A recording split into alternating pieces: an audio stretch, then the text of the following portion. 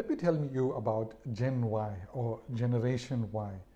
And by this, I don't mean the letter Y, I mean the word Y, W-H-Y. I'm going to tell you who they are and how I discovered them.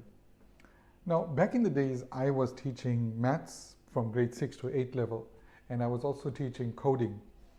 And I noticed a very interesting thing between my maths classes and my coding classes. I noticed that my kids were not doing as well as I had hoped that they would do in maths, but they were all, nearly every single one of them was excelling at coding. In fact, I'm fond of telling a story, and I think I might have told you this on this channel.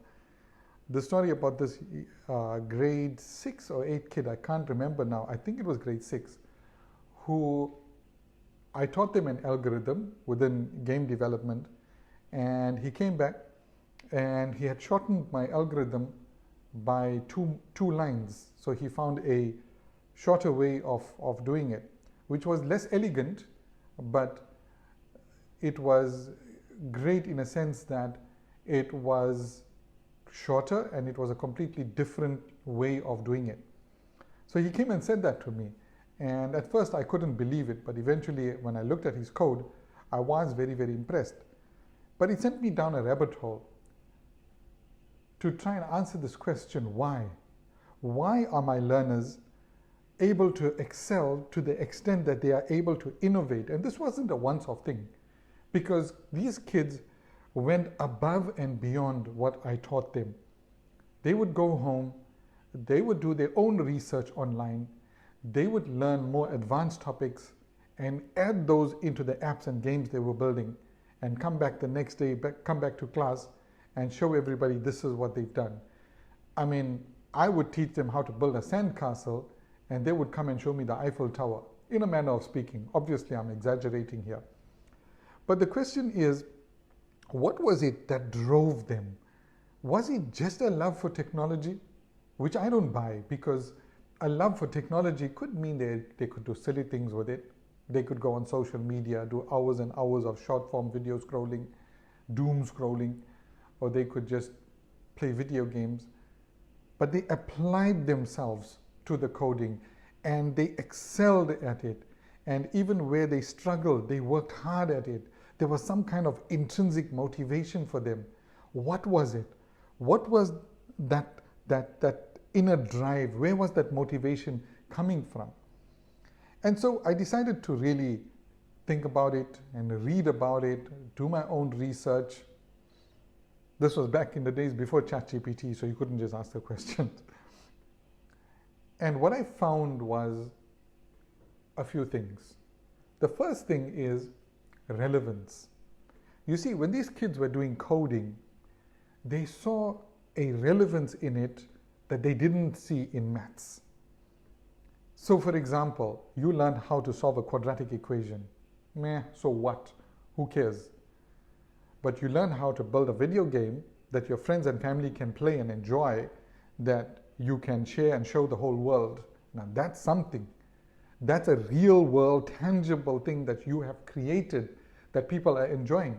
Same with an app. You build an app that you are able to run on your parents' device and show them, look, I built this app. It could be a simple app. You input some text and it gives you an output, but the fact remains that on that tiny screen there's an app operating that was made by this child. So they saw a relevance. And the second thing is they saw the instant results of their learning and application of that knowledge. Learning and application. And they saw the results instantly. Again, coming back to maths. We all know, and I used to be a maths teacher right up till matric level, up to grade 12 level. We know for a fact, let's face it, most of the maths, maybe 95% of the maths, we will never use. Even in my career as a software engineer, I've never used 95% of the maths that I studied in school. So if we know that, then these kids know it too. They are incredibly perceptive. They are incredibly intelligent and understanding of the world around them. And they know for a fact that I'm being forced to go through 12 years of school to study subjects that I have no interest in, that have no relevance to my life in the world out there, to my life right now and my life in the future, that have no relevance and are completely disconnected with what's actually happening in the world, in this tech and AI-driven world. And it's much worse now. And that's why schools and universities are scrambling to grasp the concept of AI, but they are still asking the wrong questions. The questions they are asking are things like, how can we govern the use of AI? How can we restrict the use of AI? Should there be legislation at university level to prevent, at school and university level, to prevent learners from using the AI to generate essays and speeches? Wrong questions. They're not asking the question that how do we bring education onto the level that it's actually relevant to the real world, the world of AI. But I'm digressing here. Allow me this. I had an incident at work where I called my team in the morning and I said, look, I need a job description for a project manager, and I need it in my inbox by afternoon because we're going to put out an advert for that position. Within an hour, that job description, a beautiful job description, was in my inbox. I looked at it and I knew instantly that this wasn't entirely a human effort. They simply took my thoughts around what the job entails, some of their thoughts around what the job entailed. They put that into ChatGPT, and out came this beautiful job description which they sent me. Now, for me as a boss, that's the best thing, because it saved so much of time, it saved so much of money. What would have normally taken perhaps 4 or 5 hours to do was done in like 15, 20 minutes, and it was in my inbox within the hour. Isn't that amazing? Isn't that wonderful? And I don't have issues that they use ChatGPT. I'm actually happy that they used it. But in school, it's the complete opposite. It's the complete direct opposite of that. You use ChatGPT, this is wrong. So the kid sees this and understands this, that at work, if I use AI and I use these technology tools to learn, I'm doing a good thing. But at school, it's the direct opposite. At work, if I collaborate with my team, it's a great thing. At school, if I collaborate, it's a bad thing. What do I do? And so there's this cognitive dissonance that's created inside their heads, and they can't come to grasps with it. And trust me when I tell you, nothing is more demotivating than a state of confusion. Nothing holds you back more than a state of confusion. That why am I doing this? And so through these experiences and through some reading, through reading authors like Sir Ken Robinson, the late Ken Robinson, I came to realize that what we are dealing with now is a generation of human beings who are super intelligent and super clued up with technology, but they need to find their why. You know, Simon Sinek says, start with why. This generation doesn't start with why. They were born with that question. Why? If you are asking me to do something, parent, teacher, you need to tell me why.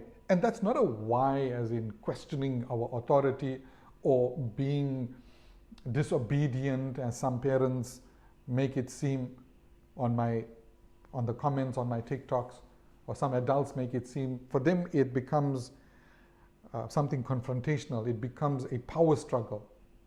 All they are saying when they're asking why is, motivate me. Motivate me. Give me good reasons why I should do this, and then I will apply myself to it. Now for me, it was fortunate that with the coding classes, I didn't have to explain much, because coding is related to technology, is what makes the world go round. Code is everywhere, whether it's in your microwave oven, on your computers, on your phone, in the autopilot of an airplane, you name it, everywhere you look, the world runs on code. So you don't need to explain to these intelligent human beings with these massive brains that coding is important. They know it, they see it, they use it. They appreciate it. Now, this is the challenge that we face in modern times. It's actually a multi-pronged challenge. One is this education system is something that is from the colonial past. It was designed and created by the colonialists to subjugate, to bring the population under control. And we are perpetuating this. We have embraced wholeheartedly this rotten system, and we still feel that when a child excels academically, that it's such a great thing. But excels academically to what end? Let's say a child comes out of grade 12 with 7 A's, as it is quite lauded here in South Africa. Take that and go and get a job, a high-paying job? Nope. A medium-paying job? Nope. A low-paying job? Nope. So what does it mean? Who did you get those 7 A's for? Those 7 distinctions, who did you get it for? Does it benefit you personally? Nope. Professionally? Nope. Financially? Nope. It only benefits you because some person in the university will be looking at it and maybe considering you, if they feel like it, if the conditions are right, for a course that you chose to do, which opens up a whole nother can of worms, because you're going to do that course. In most faculties, it's just theory, and you're still going to come out unemployable. So we've embraced this relic of colonialism, and we hold on to it, and we want our universities to be aligned with the European and the American universities. Why? Because there's a colonial mindset that those are, or a colonized mindset that those are the elite universities. Those are the great schools and the great universities, and we need to aspire to be like them. So that's the other part of the problem. And then who's getting crushed between this is these kids, this Gen Y. The Gen Y is being crushed because they know, they're seeing through the nonsense, but we have bought this nonsense, hook, line, and sinker. We've taken it, and we are forcing them now, we're pressuring them, we are putting them into this situation where you got to do it. You have to do this. You have to excel at maths. But mom, I'm a creative.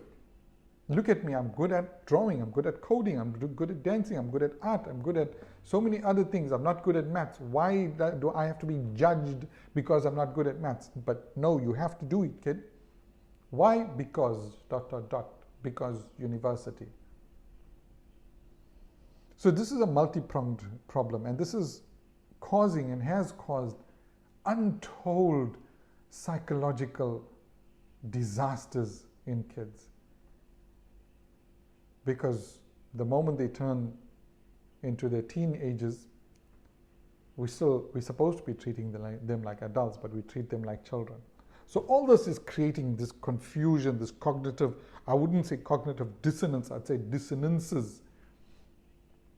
Their minds, their bodies, their hearts are telling them something, we are telling them something else. The education system is telling them something completely different. And this is not sustainable, particularly for a continent like Africa going forward, when we look at things that are changing so much. But we'll talk about that some other time.